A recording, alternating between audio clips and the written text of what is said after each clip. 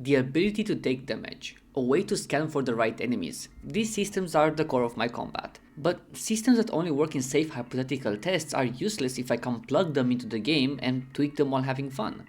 In this video, I want to actually plug the logic you've seen recently into some basic melee hits and some of my skills.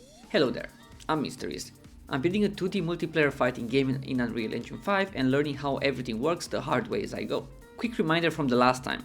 We have a damageable interface. This is our personality trait. If applied to something, it can take damage and react. And now we have the hitbox component that spawns a shape around an attack, scans the area, and talks to anything with that damageable personality.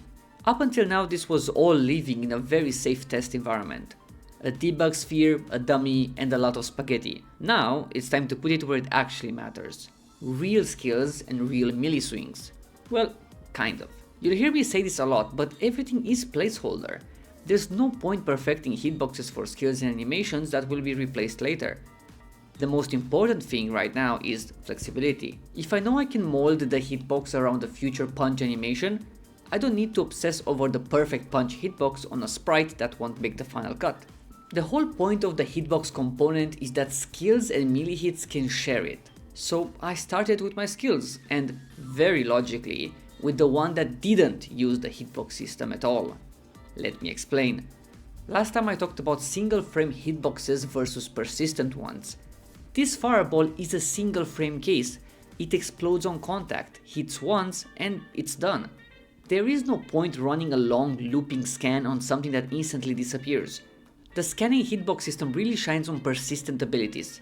Things like a black hole with a pool, poison or lava pools, and as weird as it sounds, even melee swings that stay active for a short window.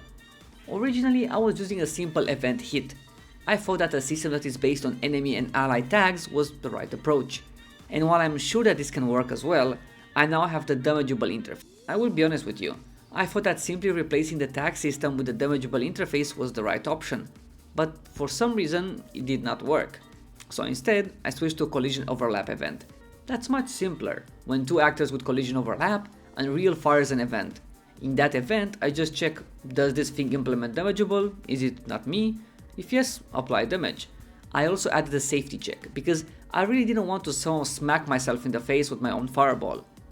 Which somehow I managed anyway.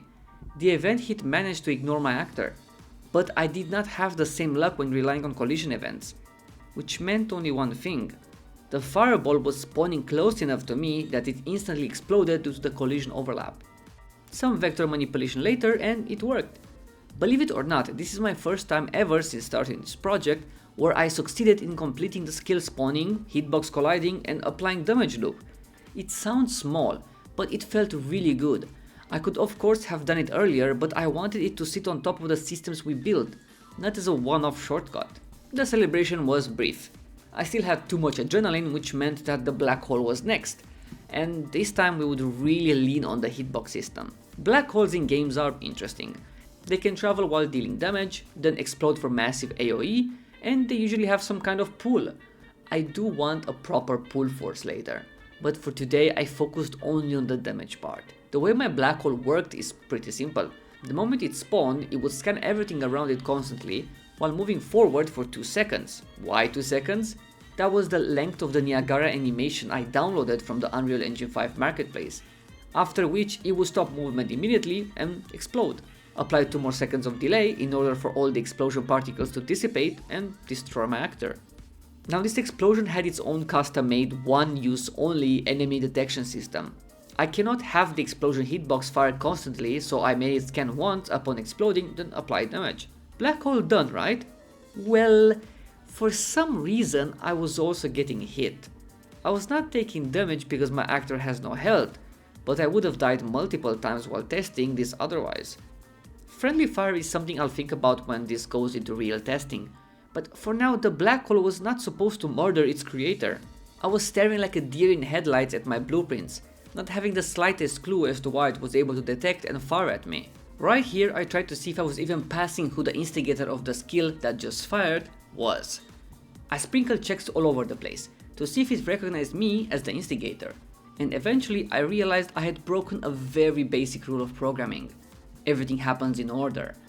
It sounds kind of obvious, but hear me out. I was trying to push the instigator info from the player into the skill after spawning it. The problem is, the skill spawns, its hitbox logic runs, and only then I was setting who the instigator was. Too late. The hitbox had already done its thing without knowing who owned it. Funnily enough, all I had to do was place a reference to self in this pin, but for some reason it escaped my field of view. Now that I was done with the skills that had two hitboxes that behave differently, it's time to give melee hits a go. My melee system is based on a state machine system for combos. Another relic of the past, you might say. I personally cannot wait to redo it all from zero and show it. But for now, I wanted to test my hitbox system. It worked first try, and with a bit of tweaking to the shape and timing, I'm confident I can wrap this same hitbox around swords, fists, kicks, daggers, whatever I throw in later. I wanted to check if I could apply the same logic to a mindless zombie that is permanently chasing me while trying to hit me. So I gave my actors some health, taught them what death is, and built their own nemesis. A second dummy that hopefully wouldn't make me disappear again. Since the game will eventually have some kind of summons, I wanted to play around with that logic for the first time. Describing the AI as rough around the edges would be too kind. All my mindless zombie knew how to do was check the range to its target. If it's in range, try to attack. If it's too far, move towards the target and wait out a cooldown between attacks. Now, Michael Jackson's slide aside, the zombie did exactly what he was supposed to do. And you might be wondering, why I keep sliding under the map whenever I bump into the enemy? There's actually a perfectly reasonable explanation and fix for that. But at this point I was too high on the achievements of today to care. I had another question that felt more important. I wanted my actor to experience death for the first time. So I bumped the damage of my mindless zombie to the max. And for some reason, the game just freezes when my actor dies. If that isn't main character syndrome, then I don't know what is.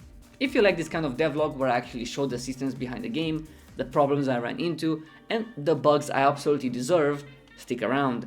For the end of the video, I'll leave you with one more question. Do you think friendly fire is a good feature? Let me know your opinion down below.